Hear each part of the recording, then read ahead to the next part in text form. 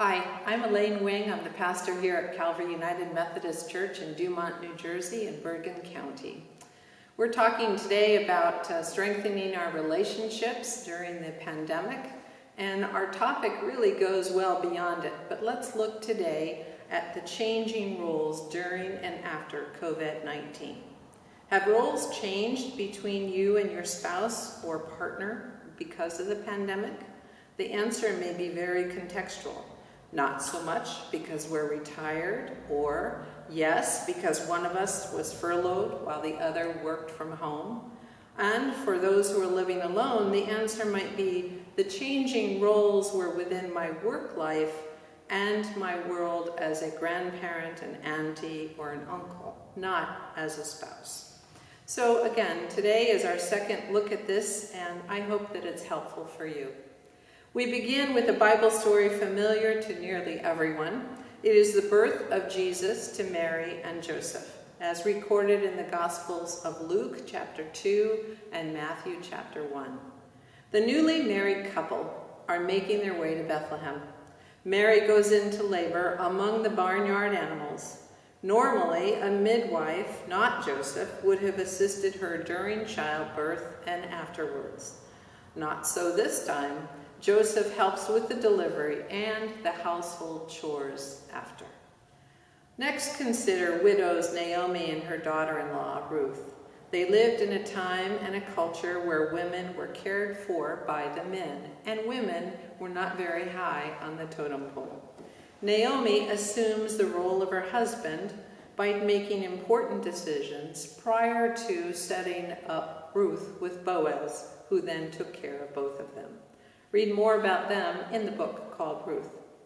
We could spin off into a conversation about gender equality and inequality, but I prefer to offer some thoughts to you that may be helpful in strengthening our relationships with our partners now. Be flexible, accept and embrace changed roles was a mantra that was all throughout the research I gave to this reflection series. I recall one parent saying, "When my partner was furloughed, he didn't know how to help me in the house." The partner said, "I live here, but I don't know where things go, and I don't know how my spouse wants things done." For this couple, clear communication, humor, accepting and letting go of control was the key to their success. Maintaining a clear divide between home and work is another struggle for couples as they navigate changed roles. There are more interruptions by your partner and your kids because of increased accessibility while you work at home. Some couples noticed that the person who was normally away for work started micromanaging the partner that is home more. Here are several ideas that may be helpful to you. Set up separate work areas and use headphones to reduce distractions. Practice teamwork by setting up a calendar with your needs and the family needs. When one person has a work call or meeting, the other might be responsible for the kids.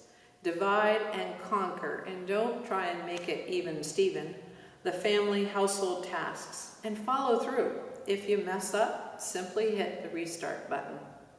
My experience with changing roles was not due to the pandemic, but due to my late husband's travel schedule. When he was gone for a month or more at a time, the kids and I adjusted to his absence. Like Naomi, I picked up his tasks and became quite adept at them. When he came home for a weekend visit, we were all thrilled to be together.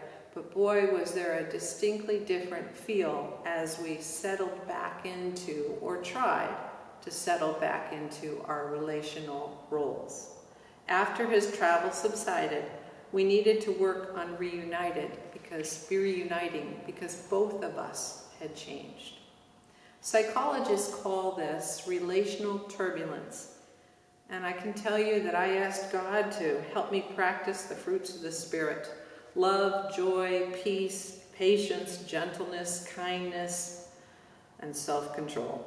And I added a special prayer to not be so judgmental. A colleague reminded me the other day that this role shifting due to the pandemic may also be a cause for us to feel grief. Many of us identify with our roles, and when they're disrupted, we can feel a loss. For example, I value the role of being at the bedside or in the living room of my congregants when they're in pain or they're hurting. I also enjoy visiting my grandkids and being Nana. I cannot fulfill either of those roles in the way that I normally do. And so I recognize now the loss that's happening in this time. We've spent time talking about the struggles inherent to stay-at-home orders for the pandemic.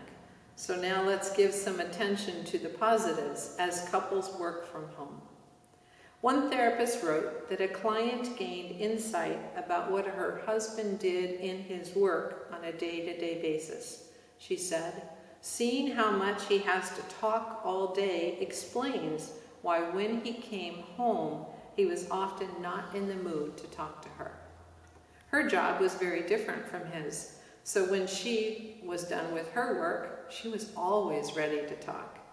Their learning will help as the stay-at-home orders relax and they return to working outside the home.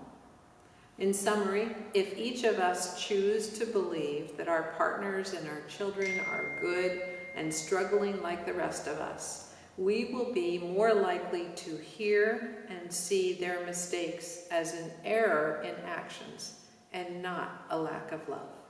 So go slow, writes one therapist. We are facing uncertain times, but we have choices in how we act, react, spend our time, and treat those around us. We can come out stronger than we were before. Take care, God bless, and stay safe. We'll see you next time.